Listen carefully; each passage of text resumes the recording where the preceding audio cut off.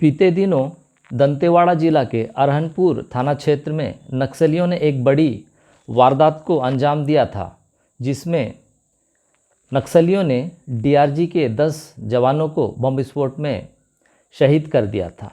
इस घटना के बाद पुलिस यह सोचने में विवश हो गई कि आखिर चूक कहाँ पर हुई है, और ये कोई छोटी मोटी चूक नहीं थी।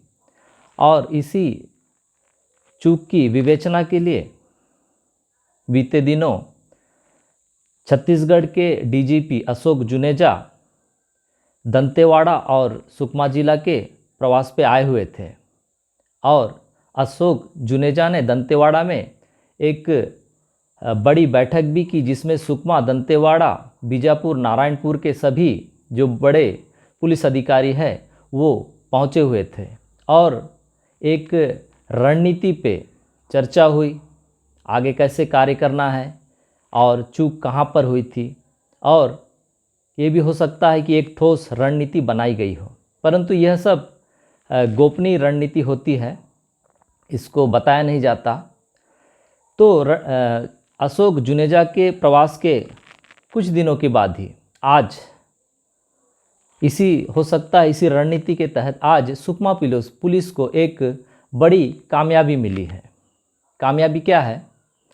जानकारी यह मिली है कि कल 7 तारीख को सुकमा पुलिस को यह जानकारी मिली थी कि गोलापल्ली LOS कमांडर मड़कम एर्रा दंतेशपुरम के जंगलों में कहीं पर मौजूद है। तो यह जानकारी मिलने के बाद सुकमा SP सुनील शर्मा के नेतृत्व में टीम बनाया गया और सर्च अभियान शुरू किया गया, और इस सर्च अभियान में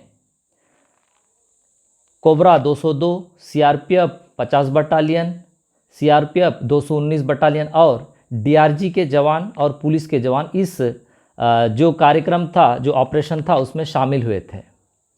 तो जानकारी के मुताबिक ये बताया गया कि कल शाम को सभी टीम कोलाईगुड़ा से, एलाड़मड़गू से, भेज्जी कैंप से और कोत्ताचेरू कैंप से चारों तरफ से दंतेशपुरम का जो जंगल है उसको घेरते हुए निकले थे।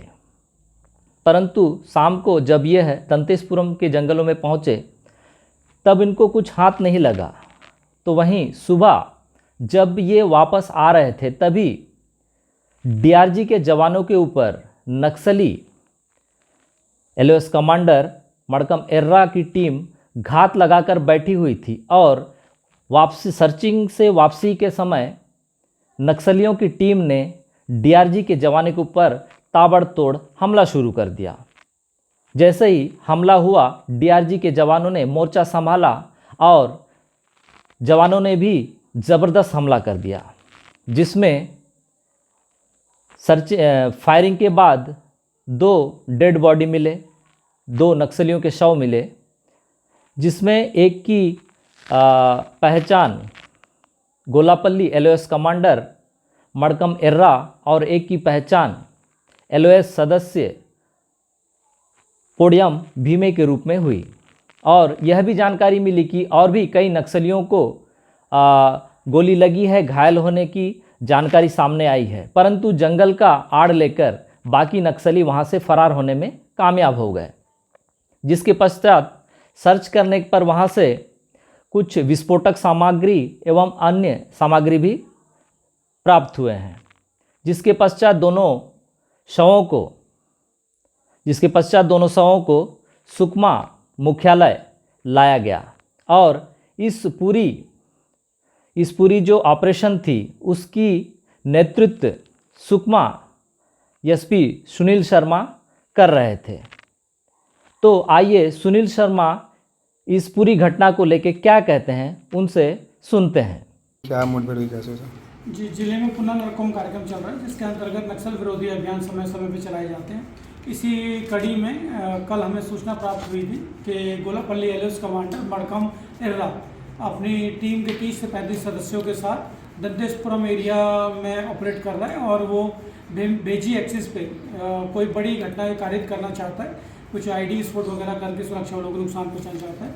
इसी अनुक्रम में डीआईजी श्री सुनीत राय सर, जो डीआईजी रेंज कोंटा हैं, और सीओ 219 सीओ 50, इनके साथ संपर्क साध के एक संयुक्त रणनीति बनाई गई कि किस प्रकार इस बड़ी घटना को रोका जाए और नक्सलियों के विरुद्ध प्रभावी अभियान चलाया जाए। उसी क्रम में कल 7 तारीख को डीआरजी सीओ 50 की टीम में, सीओ 219 सर की टीम में हमारे साथ रवाना हुई थी। कोबरा 202 कोबरा की टीमें भी रवाना हुई थी।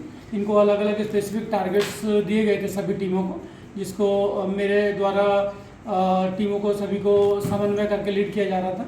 इसमें डीआरजी टीमें जब सर्चिंग करके दंतेशपुरम इलाके से लौट रही थी, उस दौरान मडकम एर्रा ने अपनी टीम के साथ हमारी टीमों पे घात लगा के हमला किया, जिसके जवाबी कार्रवाई टीमों ने पोजीशन ली और जिस बताए अनुसार कार्रवाई करते हुए जवाबी कार्रवाई की। इसमें बाद में एरिया की सर्चिंग करने पे 2 शव बरामद हुए, जिसमें खुद नक्सली कमांडर मडकम एर्रा, जो कि डिवीसीएम रैंक प्रमोट हुआ है, 8 लाख का इनामी है, अभी वर्तमान में 5 लाख का था, अभी 8 लाख का इनामी है, वो मारा गया है, उसका शव बरामद हुआ। साथ में पुड़ियामी भीमे, जो एलओएस सदस्य है, इस पर भी 1 लाख रुपये का छत्तीसगढ़ शासन से इनाम है, ये भी इसकी भी शव को बरामद किया गया है। इसके अलावा पूरे एरिया की सर्चिंग की गई, जिसमें जगह जगह खून के धब्बे लगे थे। इससे 4 से 5 नक्सलियों के घायल होने की संभावना है, जिसमें एरिया में सर्चिंग अभी भी काउंटर एक्शन जारी है, पूरा फॉलोअप एक्शन चल रहा है। जल्दी हमें और भी बड़ी सफलता मिल सकती है। इस सब में मैं सभी आदिवासी जो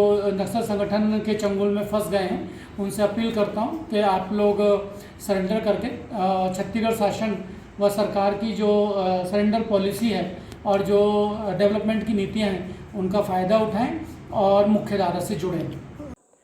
तो सुकमा एसपी सुनील शर्मा को आपने सुना, और सुकमा एसपी सुनील शर्मा का यह भी कहना है कि जो नक्सली संगठन से जुड़े हुए लोग हैं, वो लोग अभी भी सरकार की मुख्य धारा से जुड़े और सरकार की योजनाओं का लाभ ले और अच्छी ज़िंदगी, अच्छी भविष्य जीना शुरू करें। इस पूरे ऑपरेशन में सीआरपीएफ बटालियन 219 की भी बड़ी भूमिका रही है। तो आइए सीआरपीएफ 219 बटालियन के सीओ नितिन कुमार का क्या कहना है। कल रात को ये ऑपरेशन अभियान एसपी सुकमा के साथ डिस्कस करके चलाया गया। ये operation DIG CRPF Konta range Shri Sunit Kumar Rai के निर्देशन में 219वीं बटालियन, 202 कोबरा सीआरपीएफ और 50 बटालियन और डीआरजी किस्ताराम, भेजी, अलमागुंडा, इनके संयुक्त संचालन में ये चलाया गया ऑपरेशन।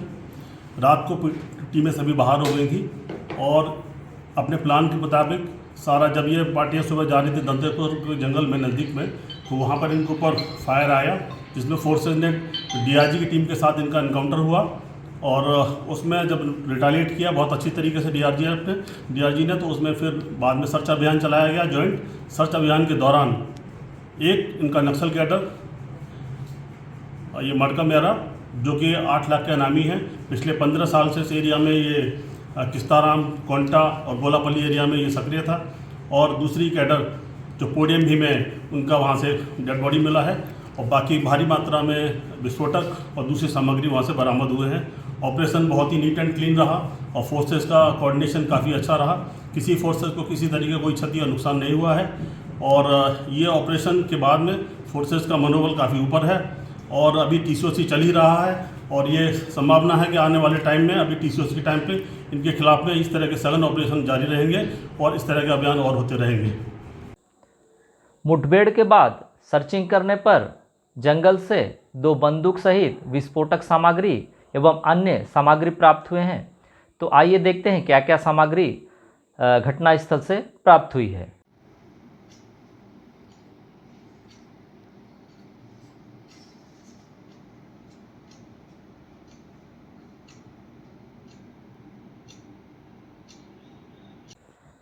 यह जानकारी अगर आप लोग को अच्छी लगी हो तो मेरे चैनल को लाइक कीजिए, शेयर कीजिए और जूम बात को सब्सक्राइब जरूर कीजिए। धन्यवाद।